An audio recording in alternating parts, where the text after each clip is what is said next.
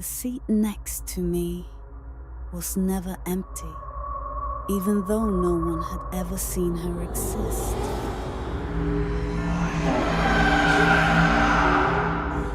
I moved to a new school midterm. Everything was strange, including my seat. The seat next to me was empty. No one spoke to me for the first week.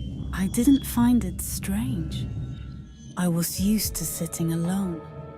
Then one day, Clara sat in that empty seat, as if she had always been there. She was quiet, but she made me feel less alone. Whenever I asked her a question, Clara would gently repeat it, even though I didn't see her taking any notes. But whenever I talked to her, my classmates would look at me strangely. One day, when it was my turn to be on duty, I opened my notebook and the name box next to me was completely blank. And during class that day, I didn't see Clara either. Miss, is my neighbor Clara absent today? Which Clara? That seat is always empty. I began to wonder if I was imagining her. But if so, why did I still have Clara's notebook? I opened the last page of the notebook and saw the words, "If you want to know the truth, go to the basement library." My heart was beating fast. I shivered, walking down the dark stairs. The air was cold, the smell was strong. In front of me was an old photo wall.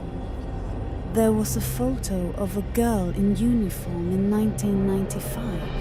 Clara. Everything was spinning. My skin felt like it was on fire. I turned into Clara. I tried to scream, but the scream was stuck in my throat. My hands were blistered by the fire. The fierce fire burned every part of my body. I screamed in despair. The light gradually faded. I melted into the sea of fire, feeling a chill down my spine. I woke up, drenched in sweat, my heart beating fast. Everything returned to normal. Back in the classroom, Clara was sitting next to me, waiting for me. Fear weighed heavily, so I didn't know if I was still alive or stuck between two worlds. The seat next to me was empty, but only I could see her. I wanted to wake up from the nightmare, but she was looking at me, her eyes wide, her mouth moving silently.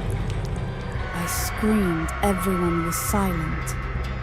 The board said, "Your turn." Clara's notebook was open to the last page. "We'll switch seats, Helen." The empty seat next to me smelled of smoke.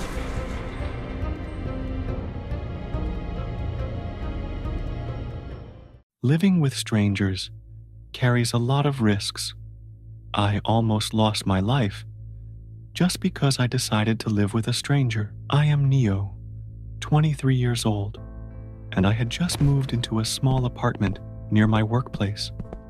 Because I wanted to save costs, I posted an ad on Facebook looking for a roommate. Not long after, a guy named Justin contacted me. He seemed cold and quiet, but I thought that would help avoid trouble, so I agreed to let him stay. Although we lived in the same apartment, Justin and I rarely ran into each other. During the day, he always stayed in his room with the door closed, only going out in the evening and usually returning very late at night. One night, I was thirsty, so I went to the living room to get a drink. I saw Justin coming back, holding a black plastic bag, and there was a long scratch on his face that was still bleeding. I asked Justin with a surprised tone. Why are you back so late? What's wrong with your face? Justin looked at me coldly and said, It's okay. I had something I needed to do. Justin gave me a curt reply and quietly walked into the room. I found him a bit puzzling, but I didn't pay much attention.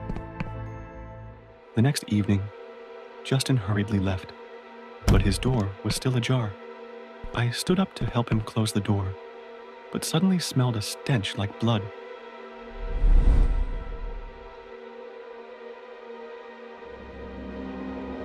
I curiously pushed the door open and stepped inside. The room was pitch dark. Groping for the switch next to the door, I turned on the light, and the room was instantly filled with brightness. A horrifying scene lay before me. On the table lay a dagger and a rough rope, stained with dried blood. My heart suddenly pounded, and a cold shiver ran down my spine. On the wall, a whiteboard was covered with images of women, each marked with red pen strokes.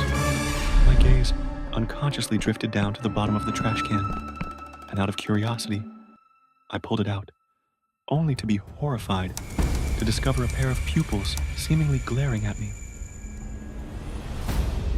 I felt a chill run down my spine, but before I could react, footsteps echoed outside the door. Justin coldly looked at me and said, What are you doing here? I pushed Justin's hand away, nervously stepping back. These are the people who have been reported missing on the news these past few days. You killed them! They all deserve to die. I nervously stepped back and looked at Justin, saying, You're a murderer. I'm calling the police. Justin smirked coldly. Then let's see if you can get out of here. He suddenly delivered a strong kick to my stomach. My whole body was thrown back, staggering before I felt hard. My back, hitting the edge of the table, accidentally brushed against the knife on the table, and I hurriedly grabbed it and lunged towards Justin. But he quickly seized my wrist and tightened his grip. I gritted my teeth and put all my strength into kicking Justin's shin. He groaned, bending down in pain, and I immediately turned around to run. Justin quickly regained his balance and lunged forward, kicking me hard in the back. I lost control, staggered, and fell heavily onto the floor. As soon as I turned around to get up, he rushed at me, pinning me down and throwing a series of punches at my face. I shouted angrily. Murderer, let me go now. Justin angrily replied, What do you know? They deserve to die. Traitors, liars. Just like my mother. She deceived my father, betrayed our family and Kia, and caused his death. His every word felt like a sharp, cold blade slicing through the air.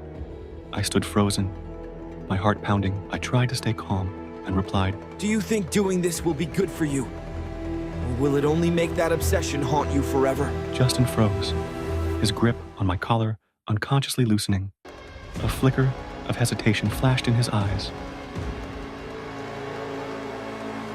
I seized the opportunity, mustering all my strength to break free. I shoved him aside, desperately trying to escape his grasp, but Justin quickly caught on to my intention. He reached out and grabbed my ankle, sending a sharp pain shooting through my calf. Horrified, I realized that the blade in his hand had pierced deep into my flesh. A searing pain spread through my body, forcing me to collapse. Justin glared at me and said through gritted teeth, I didn't want to kill you, but you already know too much. He tightened his grip on the knife, slowly stepping toward me. My heart clenched, and my breath grew unsteady. I looked at him in fear and pleaded. Justin, stop before it's too late. Justin looked at me with disappointment and said, I can't turn back anymore. Just as the blade was mere inches from me, the door suddenly burst open. Police stormed in, their guns aimed directly at Justin. A police officer aimed his gun and shouted, Drop the weapon! Hands up now! The police rushed in, handcuffing Justin before dragging him out of the apartment. His face was pale, and his empty eyes glanced over me one last time. My breath was still unsteady, my heart pounding wildly in my chest. Just a few seconds later, and I might not have existed in this world anymore. Everything had finally come to an end, but my heart still felt heavy. It was like a nightmare I couldn't escape from. Have you ever gotten lost in the forest? I had a terrifying experience that still sends shivers down my spine every time I remember it. The images from that day are etched into my memory, never fading. My name is Linda. I am 20 years old and a second-year economics major. I have two close friends, Mike and Mark. We've been inseparable since we first entered university. But after our mountain trip last month, one of us never came back. We had planned a trip to a mountain about 60 kilometers from our university, a place known for its untouched scenery and fresh air. We arrived early in the morning, with fog still blanketing the mountain, creating an eerie yet exciting atmosphere for adventure lovers like us. By noon, we finally reached the summit. Looking down from above, it felt as if we could see the entire city stretching beneath us. It was really worth waking up early today. Let's take a picture together. In the afternoon, we packed up and started making our way back down. However, after walking for a while, something felt off. It seems like we are lost. What should we do now? It's getting dark. We have to contact the rescue team. No way! There is no phone signal here. Maybe we have to stay in the forest tonight. It was getting dark, and the further we went, the more exhausted we felt. Our food and water had run out, but fortunately we came across a stream, so we decided to set up camp there for the night. I'm having a really bad stomachache. I need to go to the bathroom for a bit. A long time passed, but Mark still hadn't returned, making us start to feel worried, so we searched for him together. Suddenly, slow, chilling footsteps echoed ahead, as if someone or something were approaching. Looking through the flashlights, we saw a man in black walking towards us in the distance. Who are you? Today will be your day of death. As the man pulled out a blood-stained knife, a wave of fear surged through me. Without thinking, I grabbed Mike's hand and we bolted into the darkness. While running, my foot tripped over a trap. A sharp pain shot through my ankle and I fell to the ground. Mike skidded to a stop and ran back to me. Desperately, he tried to free my leg from the metal jaws of the trap. I looked up and saw the man's shadow closing in on us. Panic gripped me. I wanted to scream, but terror strangled my voice. Finally, Mike managed to pry the trap open. Without hesitation, he lifted me onto his back and carried me forward, running as fast as he could. Mike kept carrying me for a long distance through the night. Then we saw an abandoned house in front of us, so we ran inside and treated the wounds. He laid me down on an old bed, looked at me with concern, then quickly sat down to bandage the wound on my leg. Mike had just finished bandaging my wound when footsteps echoed outside, and we hurriedly crawled under the bed. From the inside looking out, I saw the man's legs slowly stepping into the house as if searching for prey. Mike and I tried not to make a sound, holding our breath as we stared at the feet walking back and forth beside the bed. My foot suddenly touched something soft beside me. When I turned to look, it was the corpse of a man, his eyes wide open. I jumped back, recoiling instinctively, letting out a soft gasp in the stillness. The man's legs suddenly stopped and he walked over to stand in front of the bed. Mike and I clung tightly to each other in fear. The man chuckled softly and said, Got it. We were dragged outside by the man and tightly bound. Mike and I kept pleading for our lives, but he didn't pay any attention. Please don't kill us. Please let us go. You have no choice. Suddenly, a bullet struck the man's hand, and the police rushed in from outside and surrounded him. It turned out that the man was a wanted murderer, and the corpse I had seen earlier had been killed by him. The next morning, the police discovered Mark's body at the bottom of the ravine, covered in multiple stab wounds. Those horrifying images remained vivid in my mind. The mountain climbing trip, which had seemed full of joyful memories, had turned into a nightmare in my recollection. I had a horrifying experience at a friend's birthday party. Give it back. Please return it to me. This story has remained a haunting memory for me to this day. That day, I was invited by Lily to attend her birthday party at her house. I prepared a small gift for her and happily went to the party. However, as soon as I entered, I felt that there was something strangely gloomy about the atmosphere. The air was somber, lacking the lively music of a typical birthday celebration. Lily chatted with me for a while before heading inside. She needed to put away the gift. At that moment, a limping man approached me and struck up a conversation. Hello, you're Lily's friend, right? Yes, and you are? I'm Lucas, Lily's older brother. Really? I've never heard Lily mention you before. Just then, someone bumped into me forcefully, causing me to stumble and fall toward Lucas. As I touched him, I was startled.